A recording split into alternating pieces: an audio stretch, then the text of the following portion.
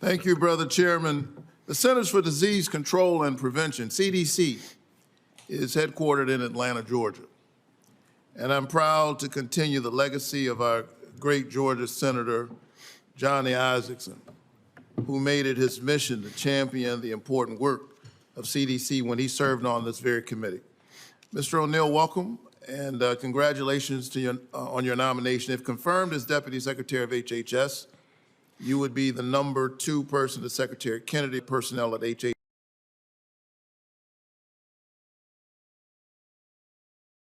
including the CDC, but you'd be stepping into an agency that's mired right now in chaos, following the exodus of 20,000 staff through resignations, unjust firings, including over 3,000 dedicated CDC experts during a historic measles outbreak.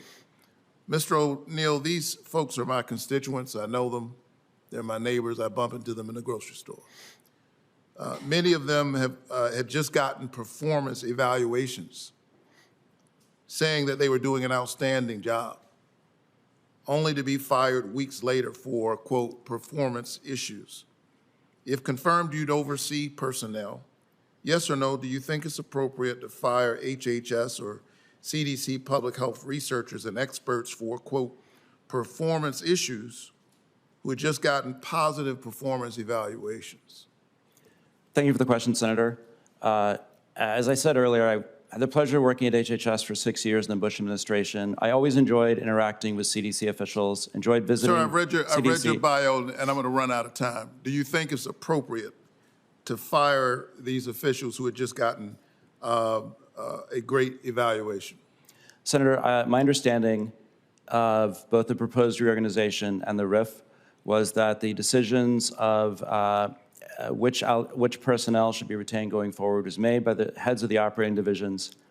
I don't have any inside information. I'm not at the agency, but I believe that the leadership of CDC decided which people should be RIF'd. Do you think it's appropriate, just from an issue of fairness? Because I talked to these folks and one-on-one, they shared with me, I had CDC workers share with me that they had gotten positive performance evaluations weeks earlier, only to be given notice that they were fired. Not only were they given notice that they were fired, weeks later they got a poor performance evaluation. You're in charge of personnel. Do you think that's fair? Senator, I'm not familiar with any of the particular cases. Do you think that would be fair? Just as someone who has managed personnel, does that, on its face, does that strike you as dealing with people in an honorable way who are serving our country?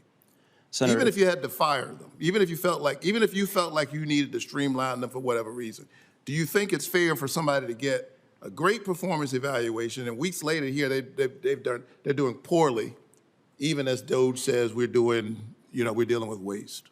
Senator, it's always unpleasant to fire people, even if their functions are no longer needed or if they're not performing. Regardless of the reason, it's always unpleasant. Do you think that's an honorable way of handling people, sir? Senator, yes or no? I don't know the particulars of the situation. Perhaps they had a different supervisor the second time. If confirmed, will you commit to restoring the full functionality of each congressionally mandated CDC office that provides life-saving services and programs to the American people? And will you and your staff report directly to this committee on the status of restoring these programs? Senator, it's vitally important that every function and responsibility of HHS that's set out in law be conducted and aimed towards success. If there are two functions that are appropriate, that make more sense to be done within the same agency rather than separate agencies, it makes sense to put them together. If there are duplicative functions being performed by more than one part of HHS, it makes sense to combine them. That seems to be the philosophy that was stated behind the proposed reorganization. It seems like a reasonable philosophy to me that does absolutely preserve the essential functions of HHS that you cited. So even as this process, and I think it's charitable to call it a process, it's been awfully chaotic. Even as this ensues, this administration claims its goal is radical transparency, but there's been no transparency around CDC cuts. In fact, I wrote to the secretary in March, who I met with in my office, demanding specific information on CDC firings, and I still haven't gotten a response from the Secretary.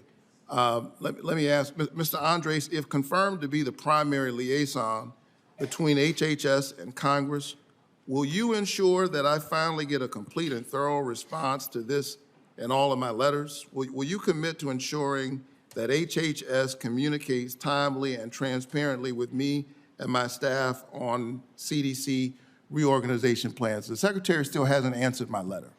Thank you for the question, Senator Warnock. I know that that's a top priority for you and many members of the committee. It's a top priority for my constituents. And your constituents and your staff communicated to me how important CDC and those employees are to you.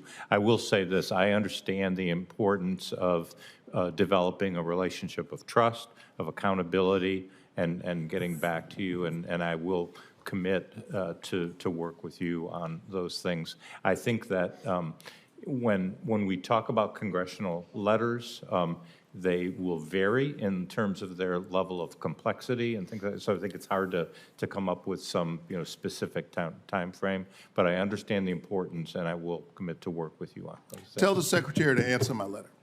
Thank you.